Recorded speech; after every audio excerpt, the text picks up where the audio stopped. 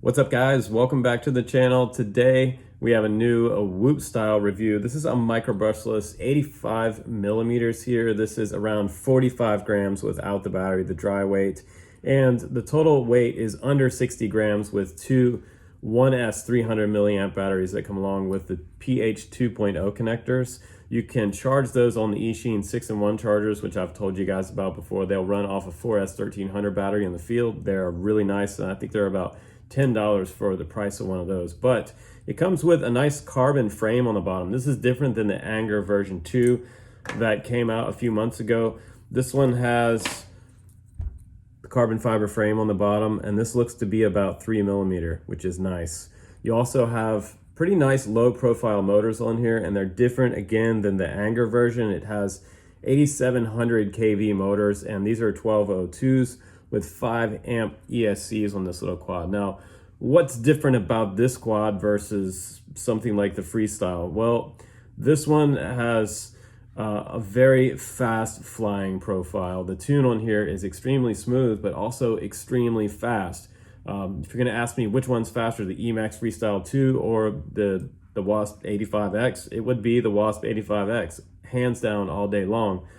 This one is probably less quick on the sticks, probably has a slower roll rate, but it is also really nicely powered, and I'm getting like over 4 minutes flight time with this power system, which is pretty amazing for a 2-inch prop configuration. But they also offer these 2S batteries that are sort of all in one piece of heat shrink, which is kind of nice. The pH 2.0 connectors there, and you can charge these independently on that same 6-in-1 charger, or you can get the singular batteries if you're thinking about flying it on 1S.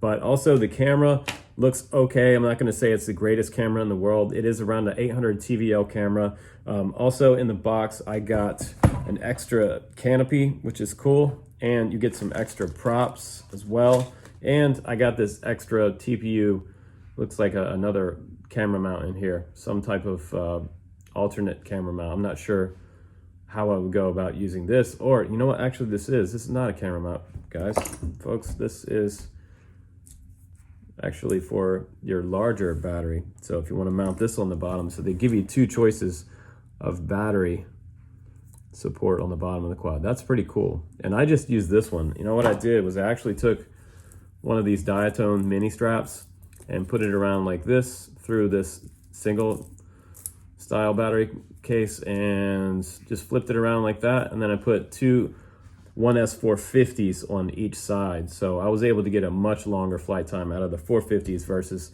the 300s. So it has a good, nice light weight to it, and I think that if you're looking for something fast and smooth, the tune is really nice on here. And looks like, let me do a price check for you guys. It looks like $113 on the website. So that's not super expensive for something that is this fast and fun to fly. So I think it's a really, really good choice if you're looking for something smooth and fast. That's the main characteristic of this quad. So let's go out and do some flight tests with it. And after that, I'll come back in and we'll give you my final opinion on the WASP 85X. Here we go, guys.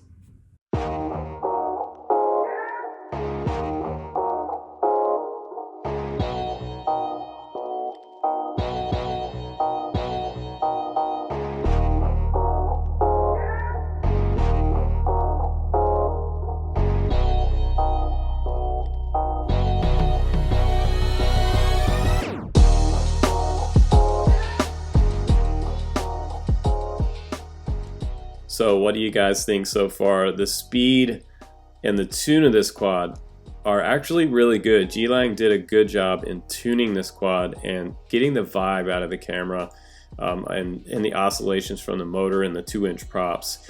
I also think that the VTX, this little tiny, it's probably only a few grams in weight. It's a 200 milliwatt VTX on the dipole. It's performing pretty good, and it's a little bit of an overcast day, so this camera is going to look better on your typical sunny day. And being 800 TVL, it's not bad. Now, going down this road is where we had a ton of breakup, even with some of my larger 5-inch quads, And only bit of breakup is right by that really heavy evergreen right there on the right that we passed. It did really well down the road, actually. I've completely lost video down that road in flight test past, and I've crashed into trees because of it, but I still can't believe how fast this quad is. I forget that I'm flying an 85mm quad out here, and it was a pretty calm day. There wasn't a lot of wind to compete with, but I didn't have this flight controller freak out or have a tumble or washout at any time. And with some of the previous reviews we've had on the channel this year, like Beta FPVs, 85X, I was able to get that to tumble a little bit. But this flight controller is hanging in there. This F4 is performing quite well. And again, if you want to slow this quad down and fly it indoors in stability mode, you could do that too. I almost hit those metal spikes right there. That was close. They're kind of hard to see, but close in proximity flying as well. Just give you an example of that. Some big air flying. Now we'll do some slower flying in stability. So if you're a beginner, this would be easy to get into, and then have some room to grow as you got more comfortable with flying in stability mode. We always recommend go to Horizon next and then acro mode after that. And this would be like I've said before, this would be a good acro trainer, say after your first purchase of something like the Emax Tiny Hawk or the Tiny Hawk 2 or the Freestyle. And this one is likely to be more durable than the Freestyle 2, by the way. The carbon frame on here, it's pretty beastie, around 3mm, and it's still pretty lightweight, the overall quad weight. So you don't feel a lot of kind of lag in the motor power to weight ratio. It's quite good. Here I tried to get down these row of trees like I normally do for you guys, and just made one little mistake and had to do the walk of shame. But my overall impression is that the tune is good. It's going to be highly durable. Also, I have to mention, during this flight test, I don't have video of it, but I was trying to power loop those little plane stands where the guys fire up their nitro planes, and it's only a few feet off the ground, but 2 or 3 times I slammed right into the 2x4 on the bottom of it and did not break the frame, didn't break that top canopy. So I'm gonna have to say 2 thumbs up for the tune on here and the durability factor on this quad, and the fact that I can put 450s on there and get over 4 minutes flight time on a whoop is actually really good. I think if you were to slow it down a little bit, you could get 5 minutes flight time out of this quad and really have a lot of fun with it. But really nice flying, and I mostly enjoyed the speed of this quad, way faster than any of the Beta FPV quads. Very nice. Let's go ahead and set it down and do some final thoughts, guys. All right, guys, welcome back from the flight test. So what did you guys think about that flight footage? This little guy is super fast, right? It is not slow. This is a really fast micro brushless quad, and I would say that it's definitely one of the fastest micros around the 75mm size that I've flown. It is way faster than the Betaflight 75X.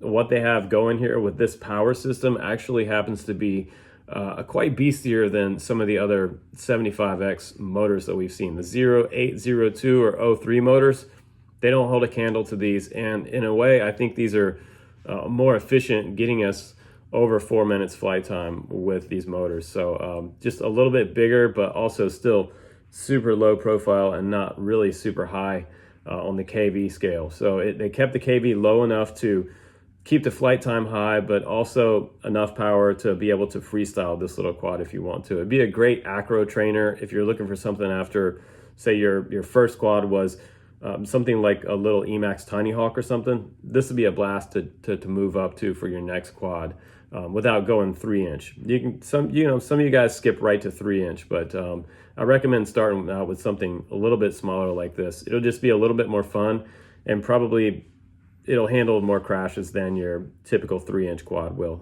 They go in with quite a bit of weight and quite a bit of power. So I think overall what we have here, I would say 1 thumbs up out of 2.